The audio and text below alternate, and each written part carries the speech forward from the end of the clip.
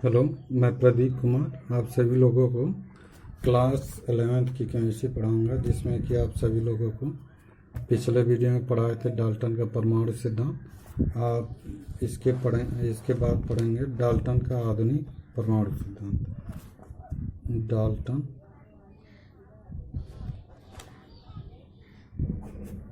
Dalton का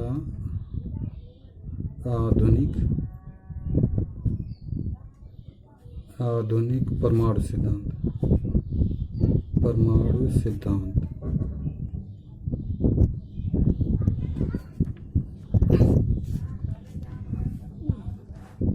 तो Dalton का जो आधुनिक परमाणु सिद्धांत है वह डाल्टन के परमाणु सिद्धांत को ही के आधार पर ही बनाया गया है, लेकिन वह थोड़ा सा अलग है। तो यहाँ पर जो डाल्टन का परमाणु सिद्धांत है उसी का खंडन हुआ है यहाँ पे।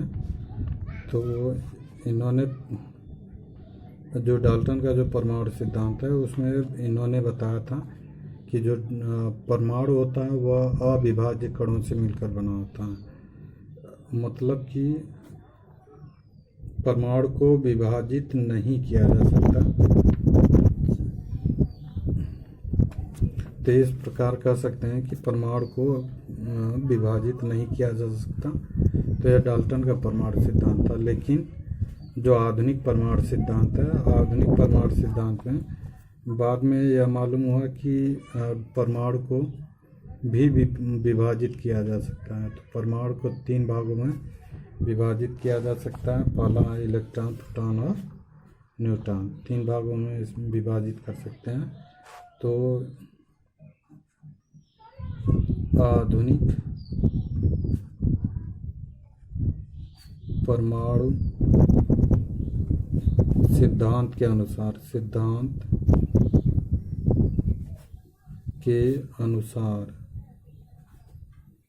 आधुनिक परमाणु सिद्धांत के अनुसार देखेंगे तो यहाँ पर हो जाएगा पहला पॉइंट कि परमाणु को 3 भागों में विभाजित किया जा सकता है। परमाणु विभाज्य कण होता है,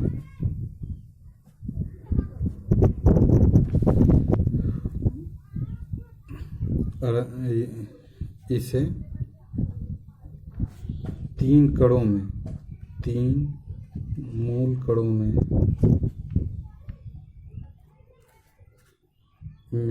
विभाजित किया जा सकता है। विभाजित किया जा सकता है।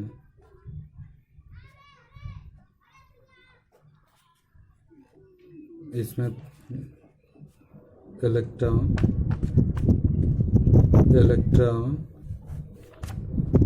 दूसरा प्रोटॉन, तीसरा है न्यूट्रॉन। तो यह जो परमाणु होता है यह 3 कणों से मिलकर बना होता है, इलेक्ट्रॉन, प्रोटॉन और न्यूट्रॉन।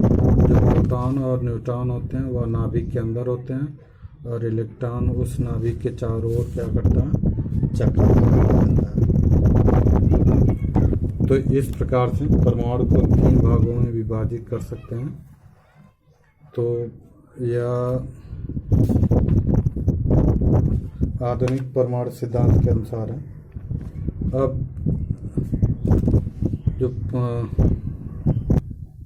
जो डाल्टन ने बताया था कि एक ही तत्व के जितने भी परमाणु होते हैं वह आकार और गुणों में क्या होते हैं, समान रहते हैं। वह चाहे जिसके साथ रहेंगे तो उनका आकार भी समान रहेगा, गुण भी समान रहेगा। और भिन्न भिन्न तत्वों के जो परमाणु होते हैं वो उनका परमाणु भाग क्या होता है, भिन्न भिन्न होता है। यानी कि अलग अलग जितने भी तत्व होते हैं उनका परमाणु भार सेम नहीं हो सकता। लेकिन आधुनिक परमाणु सिद्धांत के अनुसार जब यह समस्थानिक और संभारिकों की खोज हुई तो उस समय देखा गया कि जितने भी परमाणु होते हैं उनके परमाणु भार में यानी कि एक तत्व के कई परमाणु भार हो सकते हैं और भिन्न भिन्न तत्वों के परमाणु भार समान भी हो सकते हैं। तो इस प्रकार कह सकते हैं कि एक ही तत्व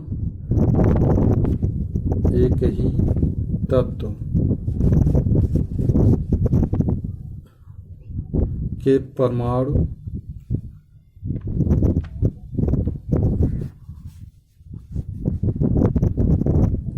का परमाणु द्रव्यमान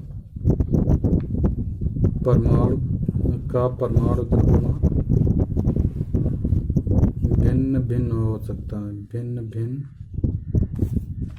हो सकता है। यानी कि डाल्टन ने बताया था कि एक तत्व का जो परमाणु होगा वह उसका जो परमाणु द्रव्यमान होगा वह समान ही रहता है, लेकिन जब बाद में संभारिकों की खोज हुई, समस्थानिक का संभारिक खोजे गए, तब मालूम हुआ कि एक तत्व के भिन्न भिन्न परमाणु भार भी हो सकते हैं। तो यहाँ पे पहला उदाहरण है, जैसे हाइड्रोजन के 3 समस्थानिक होते हैं, 1H1, 1H2 और 1H3।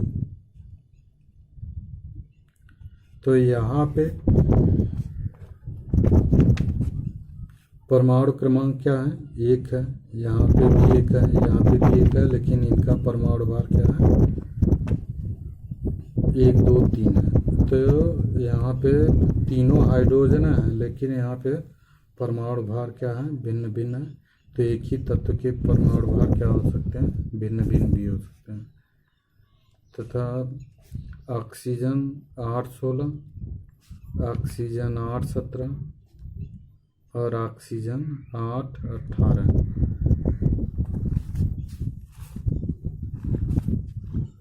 तो यहाँ भी देखेंगे तो इनका परमाणु भार क्या है? सेम है, लेकिन परमाणु क्रमांक सेम है, परंतु परमाणु भार क्या है? भिन्न भिन्न है। इसलिए इसे ऐसे कह सकते हैं कि एक ही तत्व के परमाणु का जो परमाणु द्रव्यमान होगा वह क्या होगा? समान नहीं हो सकता है, यानी कि भिन्न भिन्न हो सकता है। तीसरा है कि परमाणु अविनाशी होता है। परमाणु क्या होता है? और यह डाल्टन के अनुसार, जो डाल्टन ने अपना परमाणु सिद्धांत दिया था, तो उन्होंने बताया था कि जो डाल्टन परमाणु होता है वह क्या होता है? अविनाशी होता है। यानी कि कह सकते हैं कि परमाणु जो होते हैं रासायनिक अभिक्रिया में न तो उत्पन्न किए जा सकते हैं और न ही नष्ट किए जा सकते हैं। लेकिन जो आधुनिक परमाणु सिद्धांत है तो उसमें बताया गया कि परमाणु को नष्ट किया जा सकता है और बनाया भी जा सकता है। तो इस प्रकार कह सकते हैं कि यानी कि एक परमाणु को नष्ट करेंगे तो दूसरा परमाणु आसानी से उत्पन्न हो सकता है। तो यहाँ पे कह सकते हैं कि यानी कि डाल्टन का परमाणु सिद्धांत था उसमें कुछ कमियां पाई गई थी, जो कि आधुनिक परमाणु सिद्धांत में सुधारा गया। तो यहाँ पे कह सकते हैं कि जो परमाणु होता है, परमाणु को उत्पन्न किया जा सकता है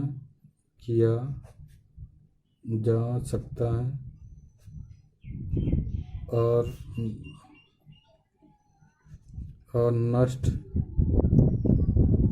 नष्ट भी किया जा सकता है।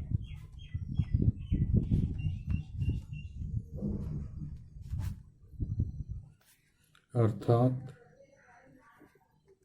एक परमाणु को नष्ट करके दूसरे परमाणु में परिवर्तित किया जा सकता है, परिवर्तित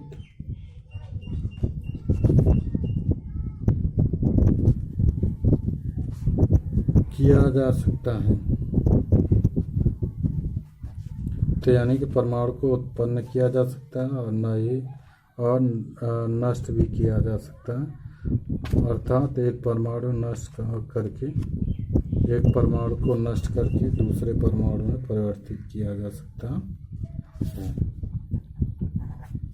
तो यह रहा आधुनिक परमाणु सिद्धांत। अभी इसी में अगला पॉइंट है कि जो डाल्टन ने अपना परमाणु सिद्धांत दिया था कि जितने भी तत्व होते हैं वह अगर संयुक्त होते हैं तो वह संयुक्त परमाणु बनाते हैं। लेकिन जो आधुनिक परमाणु सिद्धांत है उसमें बताया गया कि परमाणु को जब परमाणु परस्पर जुड़ते हैं तो वह संयुक्त परमाणु नहीं बनाते बल्कि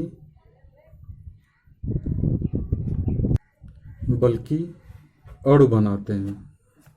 संयुक्त परमाणु नहीं बनाते लेकिन अणु बनाते हैं। तो यहाँ पे कह सकते हैं कि परमाणुओं के संयोजन से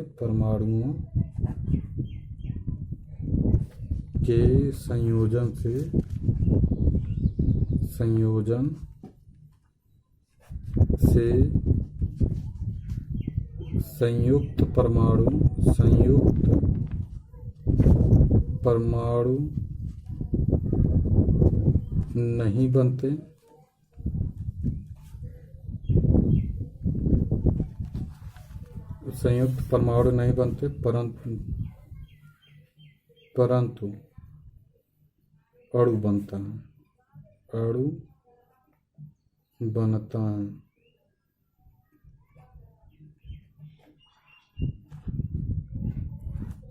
तो इस प्रकार आप लोग डाल्टन का आधुनिक परमाणु सिद्धांत आप लोग समझ गए होंगे। और जो लोग वीडियो को सब्सक्राइब नहीं किए सब्सक्राइब कर लें ताकि जो भी वीडियो यूट्यूब पे अपलोड होता है तुरंत आपके पास नोटिफिकेशन में पहुंच जाएगा। और इस प्रकार से आप लोग पढ़ भी सकते हैं, फ्री का वीडियो भी है। और आप वीडियो को ज़्यादा से ज़्यादा लाइक और शेयर करना मत भूलिए। तो परमाणुओं के संयोजन से जो संयुक्त जो डाल्टन ने बताया था कि परमाणु जब संयोग करते हैं तो वह संयुक्त परमाणु कहलाते हैं। लेकिन आधुनिक परमाणु सिद्धांत के अनुसार जो परमाणुओं का संयोजन होता है उसमें अणु बनता है, न कि परमाणु बनते हैं। Thank you.